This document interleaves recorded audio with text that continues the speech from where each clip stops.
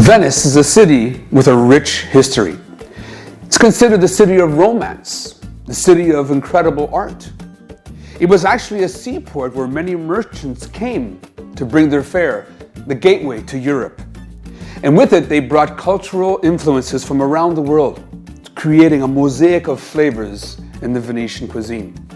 I'm wellness chef Andy Muto, and I'm going to show you how to use My Venice products to create a beautiful table that is inspired by Venetian cuisine. Let's get started.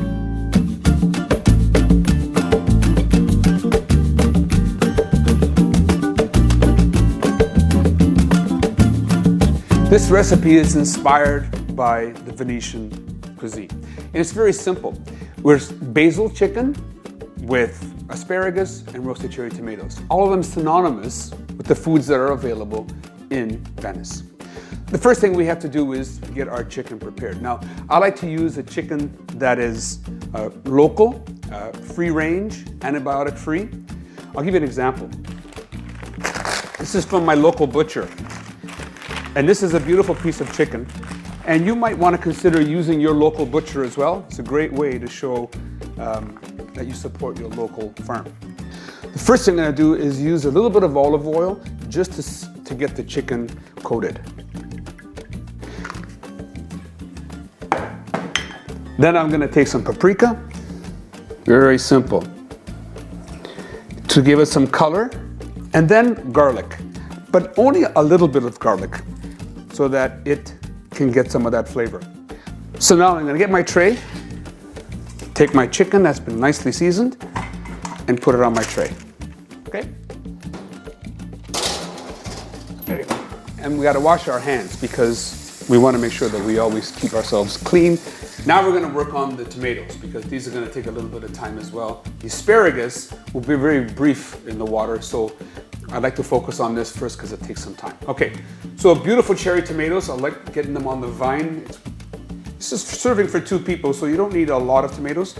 That's just about enough. We want more fruit. Now we're going to rinse them under cold water. Now I'm going to put a little bit of garlic in this as well. So just a little sprig of garlic inside here. And you notice I'm cutting the garlic small rather than using an entire chunk. Some of the Venetian olive oil. And I'm just going to toss this and put it in my Pyrex thing. I'm just going to toss this in the oven for like 5 minutes until they begin to blister, okay?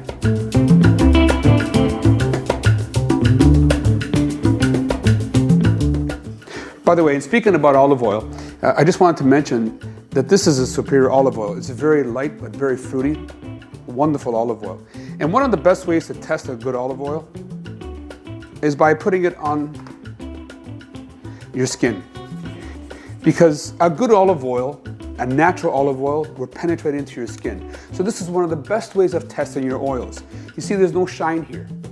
Instead, there's a suppleness that comes because the oil has been absorbed by the skin. Just a simple way of testing the quality of your olive oil. So now we're going to work on our asparagus. So I'm going to take a chunk of asparagus.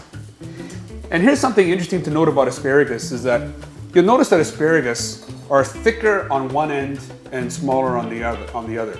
If you cook this whole like this, what will happen is this will overcook and this will undercook. Now what I'm going to do is I'm going to cut these and I'm going to cut them on an angle like this. These ones here, I'm going to actually take and slice them in half. So that this way I can create a thinner, which will cook faster. So again, I'm going to give these a quick wash. Now I'm going to collect my thicker pieces and I'm going to put them into a pot of boiling water that I have behind me for a minute. There's no salt in here, it's just boiling water.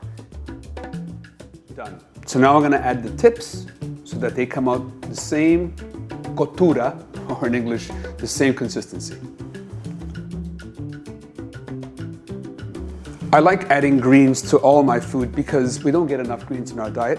So this is very simple, just a little bit of baby kale. You can use baby spinach. Now I'm going to add a little bit of olive oil.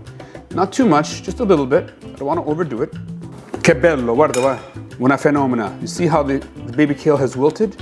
Just going to mix that up. Look at that. So I'm just simply going to take this and put it inside there. And then just toss it around. So now what I'm gonna do is gonna let this sit, stay warm by putting it on the oven as I prepare my basil to use for my chicken. So I'm just gonna chop up some basil with some olive oil, toss it together, and then use it over my chicken. So let me work on the basil first. You don't have to get fancy. You just gotta enjoy what you do, be inspired to do it, and enjoy the flavors that come from fresh, clean ingredients. There it is.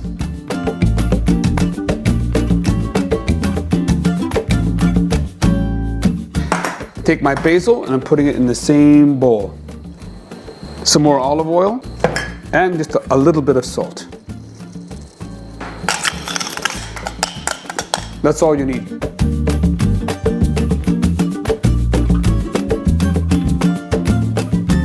All right, now because it has a bone, it's going to be a little bit of a challenge, but what I'm going to do is I'm going to cut around the bone like this.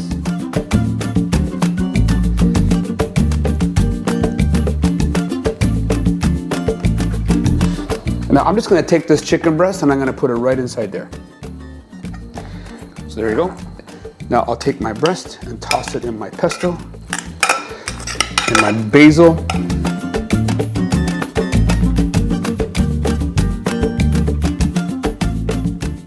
I love using my hands when I cook because it just helps you to connect with the food.